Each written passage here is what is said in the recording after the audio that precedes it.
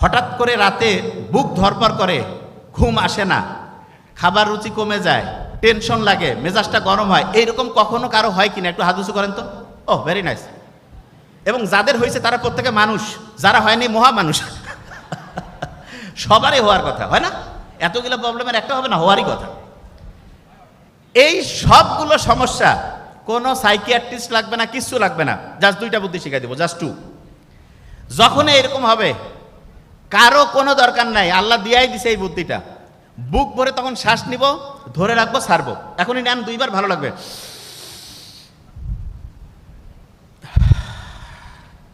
আরেকবার নিব। কারণটা কি সেটা বলি। আমাদের ব্রেইন থেকে শুরু করে সারাটা শরীর না শান্ত হইলে ভালো কাজ করে, আর দ্বিতীয় যেটা সেটা হচ্ছে অক্সিজেন পাইলে ভালোভাবে কাজ করে। আপনি যখন বুক ভরে শ্বাস নিয়েছেন তখন ঠিকভাবে সবগুলো কোষ অক্সিজেন পাইছে, এবং এই কারণে আপনার দেহের প্রত্যেকটা অংশ খুশি হয়েছে। আপনি ক্ষুধার্ত থাকলে যখন খাবার দেয় মনটা খুশি হয় না?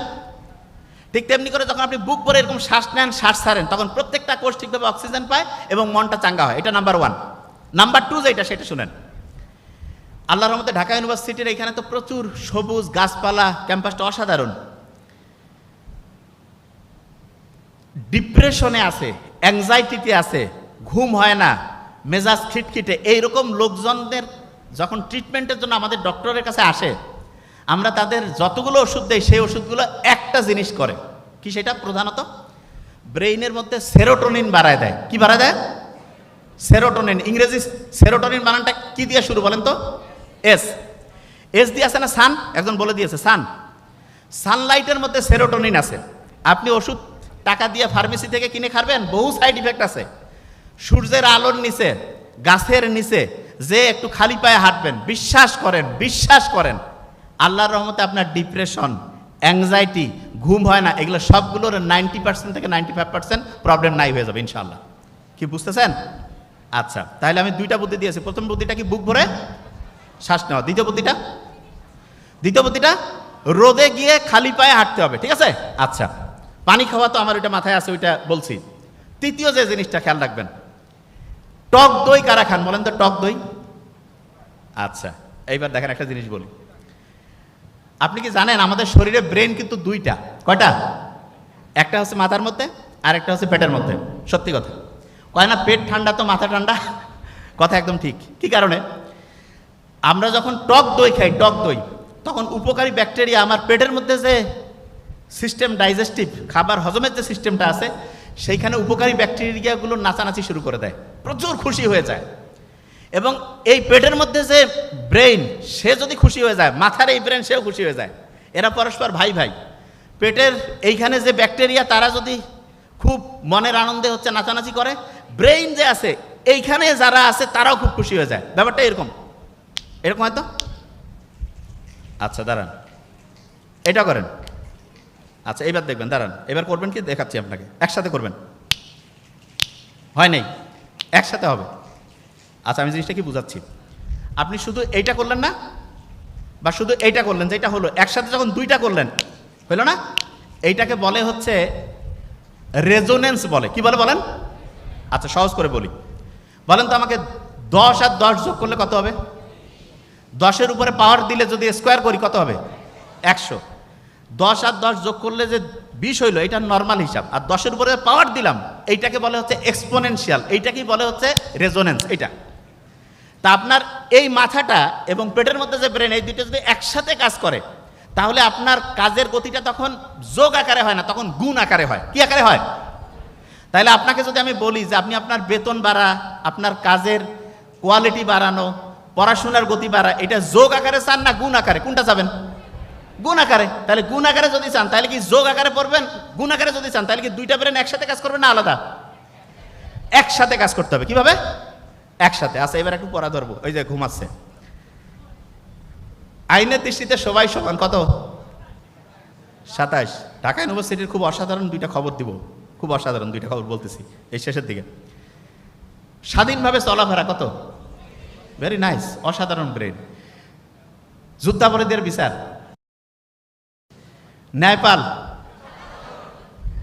নির্বাচন কমিশন গঠন,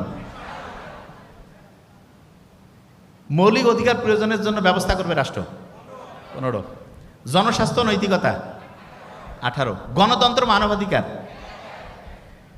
এমন কোনো জিনিস নাই যেটা ঘটনার গল্প দিয়ে পড়াইলে সহজ হবে না, প্রত্যেকটাই একদম ইজি। সত্যি কথা বলছি, একদম ইজি। পড়াশোনা কোনো কঠিন জিনিস না, জাস্ট ঘটনার গল্প দিয়ে পড়তে। দেখেন একটা জিনিস বলি, সারা পৃথিবীতে যতগুলো ইউনিভার্সিটি আছে তার মধ্যে ঢাকা ইউনিভার্সিটির এমন একটা বৈশিষ্ট্য আছে যেটা সারা দুনিয়ায় অক্সফোর্ড বলি, ক্যামব্রিজ বলি, MIT বলি, তারপরে হচ্ছে হার্ভার্ড বলি, নিউ ইয়র্ক স্টেট, কারো নাই। সেটা কি জানেন? একটা দেশের স্বাধীনতায় নেতৃত্ব দিয়েছে এইরকম ইউনিভার্সিটি সারা দুনিয়ার মধ্যে একটা, সেটা হচ্ছে ঢাকা ইউনিভার্সিটি।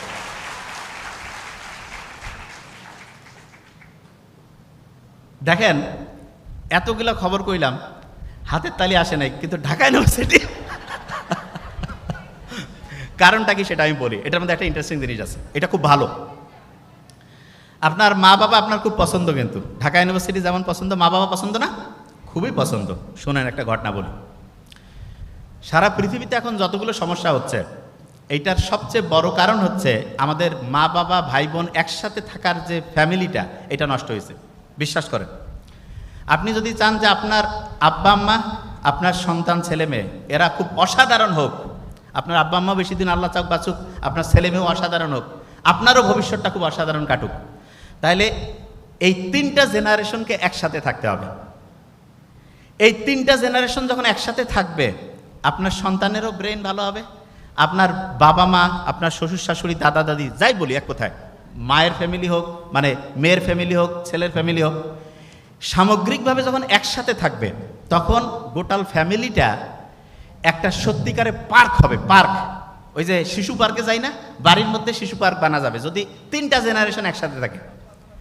আর 3টা জেনারেশন যদি 3 ভাগ করি, আব্বা আম্মা গোল্ড হোম, বাচ্চা কাচ্চা হচ্ছে ওই যে বোর্ডিং স্কুল, আর নিজে হচ্ছে অফিস আদালত, তাহলে বাড়িগুলো হবে হচ্ছে ইঁদুরের বাড়ি। কিসের বাড়ি? ইঁদুর। ইঁদুর। এই যে ফ্ল্যাটগুলো যে ঢাকায় বানাইছে, ভদ্রলোকের ফ্ল্যাট না, বানাইছে এমন করে হাজব্যান্ড ওয়াইফ আর বাচ্চা কাচ্চা ছাড়া থাকি পাবে না। কোনো ভদ্রলোক এটা থাকা উচিত না, সত্যি কথা। এবং আপনি অবাক হবেন, আমরা যে শহরে যাচ্ছি এটা জীবন আমাদের ধ্বংস করতেছে। আমি কিন্তু নিজে গ্রামে থাকি এবং আমার খুবই ইচ্ছা, বাকিটা আল্লাহ বসে, সারা জীবন গ্রাম থেকে, দুনিয়ায় যাই করি গ্রাম থেকে। কি কারণে? গ্রামে থাকলে আপনি আপনার আব্বা আম্মা ভালো থাকলো, আপনার ছেলে মেয়ে ভালো থাকলো, পিওর এয়ার।